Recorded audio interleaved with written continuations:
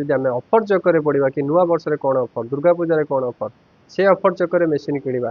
Business ବିଷୟରେ ବୁଝିଲେନି କି କମ୍ପାନୀକୁ ଯଦି ଆମେ ପ୍ରଡକ୍ଟ ଦେବା ତ କମ୍ପାନୀ ଗୋଟେ ଭରସା ଦେଉ ତ କିଛି ତ ସେ କଣ୍ଡିସନ ରଖୁଥିବ, ତ ସେ ତାର କ'ଣ କ୍ରାଇଟେରିଆ ରଖୁଛି ସେ ଜିନିଷକୁ ଫୋକସ୍ ନ କରି କାମ କଲେ ତ କେବେ ନା କେବେ ତ ଅସୁବିଧା ହେବ। ସାର୍ ଦେଖନ୍ତୁ ଅଫର ତ ସେମିତି କିଛି ନାହିଁ। ଆଉ ପ୍ରଥମ ଜିନିଷ ହେଲା ଆମ ପାଖରେ ଯେଉଁଟା ବେଷ୍ଟ ଅଫର ବି ଆମେ ସମସ୍ତ କଷ୍ଟମରକୁ ସେଇଟା ଦେଉ କି ଆମ ପାଖରେ ଜିରୋ ଡିସକାଉଣ୍ଟ ଆଉ ଜିରୋ ଟେନସନ୍। ଆମେ କୌଣସି ଅଫରରେ କୌଣସି ଜିନିଷ ବିକିବାକୁ ଚାହୁଁନୁ ସାର୍ କି ସେ ଯେଉଁ ଆପଣଙ୍କର ଖାଲି ଖାଲିରେ କିଛି ଟେନସନ୍ ନେବା ପାଇଁ ଚାହୁଁନୁ। ପଇସା ଖର୍ଚ୍ଚ କରିକି ଆପଣ ରୋଜଗାର କରୁଛନ୍ତି, ଆପଣ ପରିଶ୍ରମ କରୁଛନ୍ତି, ଦୁଇ ପଇସା ରୋଜଗାର କରି ସେତିକି ସାର୍ ଖୁସି। ଅଫର ଚକ୍କରେ ପଡ଼ିକି କୌଣସି ଜିନିଷରେ ଆପଣ ହଇରାଣ ହୁଅନ୍ତୁ ନାହିଁ। ବେକାରୀ ସମସ୍ୟାକୁ ନେଇକି ଯୁବପିଢ଼ି ମାନେ ବହୁତ ଚିନ୍ତିତ ବର୍ତ୍ତମାନ ଅଛନ୍ତି। ଯଦି ବିଜନେସ୍ କରିବାକୁ ଚାହୁଁଛନ୍ତି କ'ଣ ବିଜନେସ୍ କରିବେ, କେମିତି ଲାଭବାନ ହେବେ, କ'ଣ ବିଜନେସ୍ କରିବେ, କାହାଠୁ ପରାମର୍ଶ ନେବେ, ସେ କଥା ନେଇ ଯୁବପିଢ଼ି ମାନେ ବହୁତ ଟେନସନରେ ରହୁଛନ୍ତି। ତ ବର୍ତ୍ତମାନ ଆମେ ଶହୀଦନଗରରେ ଏମିତି ଗୋଟେ ଜାଗାରେ ପହଞ୍ଚିଛୁ। ଆପଣ ଏମିତି ଏକ ବିଜନେସ୍ କଥା କହିବୁ ଯାହା ଆପଣଙ୍କୁ ମାଲ ଦେବେ, ଆପଣଙ୍କୁ ମାଲ ବି ଆଣିବେ, ଆପଣ ମାସକୁ ହଜାର ହଜାର ଟଙ୍କା ଆପଣ ଇନକମ୍ କରିପାରିବେ। ଆମ ସହିତ ଅଛନ୍ତି କମ୍ପାନୀର ଜଣେ ଭାଇ ଅଛନ୍ତି, ତାଙ୍କ ସହିତ କଥା ହେବା। ଆପଣ ପରିଚୟ ଦେବେ। ସାର୍ ମୁଁ ହେଲି ପୃଷ୍ଟି ମକର ପୃଷ୍ଟି, ଯେଉଁଟାକି ରିଓଟେକ୍ ଓଭରସିଜ୍ ପ୍ରାଇଭେଟ୍ ଲିମିଟେଡ୍ର ଜେନେରାଲ ମ୍ୟାନେଜର ଅଛି। ସାର୍ ମୁଁ ଭାବିନଥିଲି ମୁଁ ଜଣେ ଯୁବକ, ବେକାର ଯୁବକ, ମୁଁ ଆଜ୍ଞା ଆସିଛି ଆପଣଙ୍କ ପାଖକୁ ଗୋଟେ ବିଜନେସ୍ କରିବେ ଯେ ଆପଣଙ୍କ ଏଇ କମ୍ପାନୀରେ କ'ଣ ଆପଣ ମେସିନ୍ ଦେଉଛନ୍ତି ଆଉ ସେ ମେସିନ୍ ନେଲେ ମୁଁ କେମିତି କ'ଣ ରୋଜଗାର କରିବି ଟିକେ ବୁଝେଇବେ। ସାର୍ ଦେଖନ୍ତୁ ଯେଉଁଟା ବି ଆପଣଙ୍କର ଆଜିକା ଟାଇମରେ ଯେଉଁମାନେ ଛୋଟ ମୋଟ କିଛି ବିଜନେସ୍ କରିକି ରୋଜଗାର କରିବାକୁ ଚାହୁଁଛନ୍ତି, ଯେମିତିକି ରୁଟି ମେସିନ୍ ହେଇଗଲା, ଆପଣଙ୍କର ଅଗରବତୀ ତିଆରି ମେସିନ୍ ହେଇଗଲା, ପେପର ପ୍ଲେଟ୍ ତିଆରି ମେସିନ୍ ହେଇଗଲା, ଏଇସବୁ ମେସିନ୍ ଆମେ ପ୍ରୋଭାଇଡ଼ କରୁଛୁ ଯେଉଁଥିରେ କି ନେଇକି ଗୋଟେ ଲୋକ ଭଲ ରୋଜଗାର କରିପାରିବ। ଧରନ୍ତୁ ଧୂପ ମେସିନ୍ଟି ନେବ, କେତେ ଟଙ୍କା ସେ ମେସିନ୍ଟି କିଣିବ ଆପଣଙ୍କର? ଧୂପକାଠି ମେସିନ୍ଟା ଯେଉଁ ଧୂପକାଠି ତିଆରି ହେବା ପାଇଁ ସାର୍ ସେଇଟା ତାର ଅଟୋମେଟିକ୍ ମେସିନ୍ ଯେଉଁଟା ଅଛି ସେଇଟା 1,00,000 ଟଙ୍କା ଭିତରେ ହେଲେ ହେଇଯିବ। ଆଉ ମାନୁଆଲ୍ ମେସିନ୍ ଯେଉଁଟା ଆସୁଛି ସେଇଟା 25,000 ପଡ଼ୁଛି। ଆଚ୍ଛା, ସେ ମେସିନ୍ଟି ନେଲେ ସେ ମେସିନ୍ରୁ ଧରନ୍ତୁ ମୁଁ ମେସିନ୍ଟା 1,00,000 ଟଙ୍କା କିଣିବି, ତ ତାର ଯାହା ର ମେଟେରିଆଲ ସେଟା କେମିତି କ'ଣ ପାଇବ? ଧୂପକାଠିର ର ମେଟେରିଆଲ କହିବାକୁ ଗଲେ ତିଆରି କରିବା ପାଇଁ ଗୋଟେ ହେଲା ତାର ପ୍ରେମିକ୍ସ ପାଉଡର ଆଉ ଗୋଟେ ହେଲା ତାର ଚାଇନା ଷ୍ଟିକ୍। ତ ସେଇଟା ଆମ ପାଖରେ ରହୁଛି, ଏଇଠୁ କଷ୍ଟମର ମାନେ କିଣିକି ନେଇପାରିବେ ଡାଇରେକ୍ଟ। ଦେନ୍ ଧୂପକାଠି ତିଆରି କଲା ପରେ ସେମାନେ ସେଇ ପ୍ରଡକ୍ଟକୁ ଡାଇରେକ୍ଟ ଆମ ପାଖକୁ ବିକି ପାରିବେ। ନହେଲେ ଯଦି ଚାହୁଁଛନ୍ତି ନିଜର କିଛି ମାର୍କେଟିଂରେ ବିକ୍ରି କରିବା ପାଇଁ ତ ତାର ପ୍ୟାକେଜିଂ ମେଟେରିଆଲ ଯେଉଁଟାକି ଆପଣ ପରଫ୍ୟୁମ୍ ହେଇଗଲା, ଡିପିଏଲ୍ ହେଇଗଲା, କିମ୍ବା ପ୍ୟାକେଜିଂର ତାର ଜିପର ଖୋଳ ହେଇଗଲା, ଯେଉଁଟା ବି ଦରକାର ସେମାନେ ନେଇକି ନିଜେ କିଛି ପରଫ୍ୟୁମ୍ କରିକି ବାହାରେ ବି ବିକିପାରିବେ। ନହେଲେ ସେଲିଂରେ ଯଦି କିଛି ଟେନସନ୍ ରହୁଛି ତ ସେ ଯାହା ବି ବନାଉଛନ୍ତି ସିଧାସଳଖ ଆଣିକି କମ୍ପାନୀ ପାଖରେ ବିକ୍ରି କରିପାରିବେ। ଧରନ୍ତୁ ମୁଁ କଞ୍ଚାମାଲ 50,000 କି 1,00,000 ଟଙ୍କା ନେବି, ଆଜ୍ଞା ତ ମୋ ପାଇଁ କ'ଣ ଅଫର ଅଛି? ସାର୍ ଦେଖନ୍ତୁ ଅଫର ତ ସେମିତି କିଛି ନାହିଁ। ଆଉ ପ୍ରଥମ ଜିନିଷ ହେଲା ଆମ ପାଖରେ ଯେଉଁଟା ବେଷ୍ଟ ଅଫର ବି ଆମେ ସମସ୍ତ କଷ୍ଟମରକୁ ସେଇଟା ଦେଉ କି ଆମ ପାଖରେ ଜିରୋ ଡିସକାଉଣ୍ଟ ଆଉ ଜିରୋ ଟେନସନ୍। ଆମେ କୌଣସି ଅଫରରେ କୌଣସି ଜିନିଷ ବିକିବାକୁ ଚାହୁଁନୁ ସାର୍ କି ସେ ଯେଉଁ ଆପଣଙ୍କର ଖାଲି ଖାଲିରେ କିଛି ଟେନସନ୍ ନେବା ପାଇଁ ଚାହୁଁନୁ। ପଇସା ଖର୍ଚ୍ଚ କରିକି ଆପଣ ରୋଜଗାର କରୁଛନ୍ତି, ଆପଣ ପରିଶ୍ରମ କରୁଛନ୍ତି, ଦୁଇ ପଇସା ରୋଜଗାର କରି ସେତିକି ସାର୍ ଖୁସି। ଅଫର ଚକ୍କରେ ପଡ଼ିକି କୌଣସି ଜିନିଷରେ ଆପଣ ହଇରାଣ ହୁଅନ୍ତୁ ନାହିଁ। ଧରନ୍ତୁ ସାର୍ ମୁଁ ମାଲକାନଗିରି ଜଣେ ଲୋକଟା ଆସିକି ମେସିନ୍ ନେଉଛି, କେମିତି ମେସିନ୍ ତା ପାଖରେ ପହଞ୍ଚିବ? ମାଲକାନଗିରି ହଉ କି ଯୋଉଠିକି ବି ଓଡ଼ିଶାର ଏବେ ଯୋଉ ଜାଗାରେ ବି ହେଲେ ବି ଆପଣ ଡାଇରେକ୍ଟ ଗାଡ଼ି କରିକି ଏଠୁ ଜିନିଷ ନେଇପାରିବେ, ନହେଲେ ବାଇ ବସ୍ରେ ଆମେ ପଠେଇ ପାରିବା। ଆଉ ଯଦି ମେସିନ୍ ଜଣେ ନେବାକୁ ଚାହୁଁଛି ଆମେ କମର୍ସିଆଲ ଟ୍ରାନ୍ସପୋର୍ଟରେ ବି ପଠେଇ ପାରିବା ସାର୍। ଧରନ୍ତୁ ସେ ମେସିନ୍ ଶିଖିନି, ତାକୁ ଟ୍ରେନିଂ କେମିତି କ'ଣ ଦେବେ? ଟ୍ରେନିଂ ପାଇଁ ଆପଣ କୌଣସି ବ୍ୟସ୍ତ ହେବାର ନାହିଁ। ଆପଣ ଯୋଉ ଜାଗାରେ ମେସିନ୍ ପକେଇବେ କମ୍ପାନୀର ଟେକ୍ନିସିଆନ୍ ଯିବେ, ଯାଇକି ଆପଣଙ୍କ ଘରେ ଇନଷ୍ଟଲ୍ କରାଇବେ, ଟ୍ରେନିଂ କରିକି ଆସିବେ ଫ୍ରି ଅଫ୍ କଷ୍ଟରେ ଆପଣଙ୍କର। ତା ପାଇଁ କିଛି ଚାର୍ଜ ନାହିଁ? ନାଇଁ ଆପଣଙ୍କ ସେଥିପାଇଁ କିଛି ଚାର୍ଜ ନାହିଁ। ଆଚ୍ଛା, ଯୋଉ କଞ୍ଚାମାଲ ଦଉଛନ୍ତି, ଧରନ୍ତୁ କିଏ ତିଆରି କଲା, ସେ ମାଲଟି ଧରନ୍ତୁ ଦୂର ମାନେ 300-400 କିଲୋମିଟର ଦୂରରୁ ସେ ମାଲଟି ଆପଣଙ୍କ ପାଖକୁ କେମିତି କ'ଣ ଆଣିବ, ତାର ଟ୍ରାନ୍ସପୋର୍ଟ ଚାର୍ଜ କେମିତି କ'ଣ ରହୁଛି? ହଁ ସାର୍ ଦେଖନ୍ତୁ ସେଟାକୁ ଆଣିବାର ରେସ୍ପନ୍ସିବିଲିଟି ତ କ୍ଲାଏଣ୍ଟ ମାନଙ୍କର ଯେଉଁମାନେ ବି ମେସିନ୍ ପକାଉଛନ୍ତି ତାଙ୍କ ଉପରେ ରହିବ। ବାକି ସେ ଯଦି ଚାହୁଁଛନ୍ତି ନିଜେ ଗୋଟେ ଗାଡ଼ି କରିକି ଡାଇରେକ୍ଟ ଆଣିପାରିବେ, ନହେଲେ ବାଇ ବସ୍ ମାଧ୍ୟମରେ ପଠାଇଲେ ବି ବସ୍ ଷ୍ଟାଣ୍ଡରୁ ଆମେ ପିକଅପ୍ କରିପାରିବା। ଟ୍ରାନ୍ସପୋର୍ଟ ଚାର୍ଜ ଆପଣ କିଏ ଦେବେନି, ସେ ତାଙ୍କ ହାତରୁ ସବୁ ଦେବେ? ନାଇଁ ସାର୍ ଟ୍ରାନ୍ସପୋର୍ଟ ଚାର୍ଜେସ୍ ଦେବାଟା ପସିବୁଲ୍ ନୁହେଁ ସାର୍। ଓଡ଼ିଶାରେ ବହୁତ ଜାଗା ହେଇଗଲାଣି, କେତେ ଜାଗାରେ କାହାକୁ ଟ୍ରାନ୍ସପୋର୍ଟ ଚାର୍ଜେସ୍ ଦେବା। ଆମେ ଯଦି ଗୋଟେ ସର୍ଟନ୍ ଏରିଆ ଭିତରେ କାମ କରୁଥାନ୍ତେ, ଧରନ୍ତୁ ଗୋଟେ 20 କିଲୋମିଟର କି 50 କିଲୋମିଟର ଭିତରେ ଆମେ କାମ କରୁଥାନ୍ତେ ତ ଟ୍ରାନ୍ସପୋର୍ଟିଂ ସୁବିଧା ଦେଇପାରିଥାନ୍ତେ। ଓଡ଼ିଶା ବହୁତ ବଡ଼ ଗୋଟେ ସ୍ପ୍ରେଡ୍ ଜାଗା ହେଇଗଲାଣି, ସବୁ ଜାଗାକୁ ଟ୍ରାନ୍ସପୋର୍ଟିଂ ଦେବା ପସିବୁଲ୍ ହେବନି ସାର୍। ଆଚ୍ଛା, ଯଦି ମେସିନ୍ର କିଛି ପ୍ରୋବ୍ଲେମ୍ ହେଲା କି କ'ଣ ଭଲ ମନ୍ଦ ହେଲା, ତାର କେମିତି କ'ଣ ଆପଣ ସଲ୍ୟୁସନ୍? ଯେକୌଣସି ପ୍ରୋବ୍ଲେମ୍ ହେଉଛି ସାର୍, ଗୋଟେ ଇଲେକ୍ଟ୍ରିକାଲ ମେସିନ୍ ମାନେ ଛୋଟ ମୋଟ ଯାନ୍ତ୍ରିକ ତ୍ରୁଟି ତ ରହିବ। ଆପଣ ଜଣେଇବେ, ତାର 48 ଆୱାର ଭିତରେ ଟେକ୍ନିସିଆନ୍ ଯାଇକି ପହଞ୍ଚିବେ, 1 ଇୟର୍ ୱାରେଣ୍ଟି ରହୁଛି, ତାକୁ ସଲ୍ୟୁସନ୍ କରିକି ଆସିବେ ଫ୍ରି ଅଫ୍ କଷ୍ଟରେ 1 ଇୟର୍ ପର୍ଯ୍ୟନ୍ତ ଫ୍ରି ରହିବ।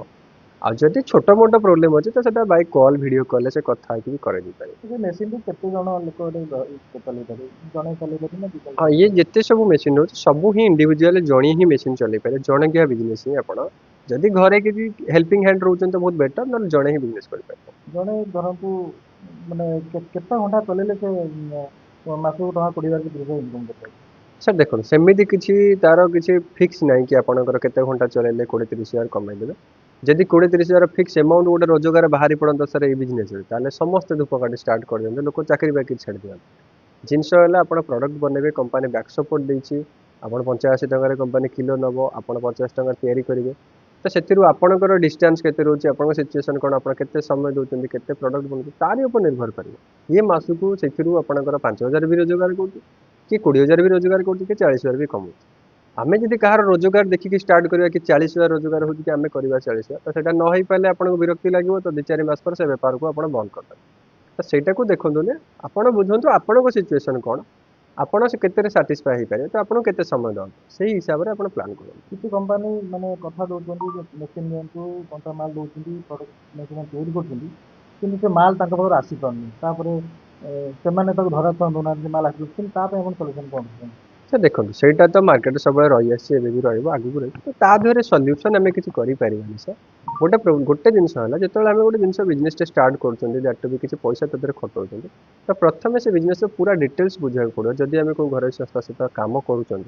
तो तार कंडीशन बुझा पड़ो कि आम धूपकाठी बनवा कंपानी को दबा तो कंपानी कौन कंडीशन रोचे कंपानी कौ क्वालिटी देखिए नौ से क्वालिटी मेंटेन करने आपको कौ जिन नजर रखा पड़ो सबू जिनस जदि आम बुझिकी कम करवा देन किसी असुविधा हम नहले आप पूर्व आम जो कथा होते जब आम अफर चक्कर पड़ा कि नुआ वर्ष में कौन अफर दुर्गा पूजा कौन अफर से अफर चक्कर मेसीन किणवा बिजनेस विषय बुझिले कि कंपानी को जब आम प्रडक्ट दबा तो कंपानी गोटे भरोसा दो तो किसी तो से कंडीशन रखु तो से तार कौन क्राइटेरिया रखुच्छे से जिन को फोकस न करी काम कले तो केबे ना केबे तो असुविधा हम और से असुविधार सल्यूशन नहीं समस्या अफर जो समस्या सब आस जना पड़ी मैक्सिमम अफर पचर सहित बिजनेस को ठीक से बुझी पारे अगरबत्ती बिजनेस कौन खाली अन्य कहार रोजगार को देखिए लोक स्टार्ट करदे कि घर पाखे किए कम कर सी एत पैसा रोजगार कर तो मुझे करी बट घर पाख लोकटार एक्सपीरियंस केते वर्षर सी केमी से रास्तार पहुँचला जाकि से गुड़ा लोक बुझुना लोक होती मुझे आज स्टार्ट करी मुझे से जिन करदे से जिन को जब प्रॉपर्ली फोकस करके बुझिकी जड़े स्टार्ट कर धूपकाठी बिजनेस 50 वर्ष पूर्व आज्ञा अच्छे अलमोस्ट जानवर 50-100 वर्ष पूर्व भी थी एबे भी रहिबो आगु को भी रहिबो आउरी चाहिए कहीं ये खरा दिन में चलो वर्षा दिन में चलो शीत दिन में चलो किसी आपंकर सीजन डाउन भी हेनी और जिते पॉपुलेशन बढ़ो से चलो तो आप जो मटेरियल नौ आप बाहर कौटी देखला नहीं से एक्चुअली बहुत भल जिनसा ही एक्चुअली बिजनेस कि जब बाहर बिक्री कर तो तार पैकेजिंग खोल तापर डीपी ऑयल गोटे लगे तार परफ्यूम फ्रेग्रेंस गुड़ा आसे से गुड़ा कर मार्केट जड़े बिकुचे तादेह तार ही रोजगार से भल लाभ से व्यवसाय से दु पैसा जड़े भल पैसा मार्जिन कर प्राय लोक करें इनिशियल स्टेज रू करवा डिफिकल्ट से आम बैक सपोर्ट देखा कि बायबैक अच्छी आप बनातु प्रोडक्शन डरतुनि जहाँ बनाते आप आमको दिखाँ बट आमको आम क्वालिटी जिन मेंटेन करके बनईक दिखाँ क्वालिटी केमती बनवे आप टेंशन नहीं टेक्नीशियन जी प्रॉपर्ली शिखेबे बट हाँ बिजनेस स्टार्ट करने पूर्व से सब जिन को बुझातु यदि आप ठीक लगुच जब लगुच आप सिचुएसन को लेकिन आप घर परिस्थिति को लेकिन जिनसा ठीक है जमती कि धूपकाठर सर मुख्य जिन काउंटिंग धूपकाठ काउंटिंग ठीक रखा दरकार लाइनिंग भी ठीक रहा दरकार धूपकाठ डैमेज न दबा दरकार डैमेज बाछी दबा दरकार सुखी बराबर दबा दरकार ये सब जिन को नजर रखा दरकार ये सब जिन को जड़े करने की बुझा चाहते से सामना सामने आसी बस कथा जिनसा देखिले कि कौन जिन आसी केमती आसे से प्रॉपर्ली बुझीपारे जन खाली सामने कहीदेले से बुझीपारे जिन से धूपकाठ देखो निजे देखिए फिल कर कि हाँ धूपकाठर कंडीशन या रोचे देन से जापर से बेटर है आप ऑफिस आसतु निजे देखु जिन निजे बुझु कौन केमती रोचे आप निजे फिल कर जातु कि जिनसा आपंपाई ठीक ही पारे ठीक लगे डेफिनेटली करें न ठीक लगला भाई किसी जिनस भी ना घरे प्रायतः जो मैंने माँ मैंने भाज मैंने one of the best business है पुरुष लोक करने चाहते भी करेंगे बट बेटर जब मार्केट फोकस करके मार्केट से बिकी पारे तो रोजगार बेसी बढ़े ना जो मैंने भी माँ मैंने भाज मैंने बेस्ट से बनने धूपकाठी बनने कंपानी को आज आप जो कंपानी सेमती सर देखो मोर तो कंपानी जॉइन कर 7-8 मास है पूर्व भी एम्प्लॉय थे से बिके थे तो सेटा को फिक्स तो हम बते पानी तथा नियर अबाउट मु फेस कर सारे अलमोस्ट गोटे 300-400 खंडे कस्टमर कंप्लेन डेफिनेटली कंप्लेन आसो सर आम जीरो कंप्लेन के कम करें ट्राए करती कि आम कि हाँ जमी जीरो कंप्लेन आसो बट से पॉसिबल नुहे मेसीन नहीं लोक डिसाटिस्फेक्शन भी रहा आम के जल्दी सल्व कर जल्दी रास्ता बाहर कर मुख्य आमर इंटेंशन रहा दरकार आम यदि कह प्रोब्लेम हो सल्यूशन बाहर कर जदि जड़े मेसीन दबाव चाहिए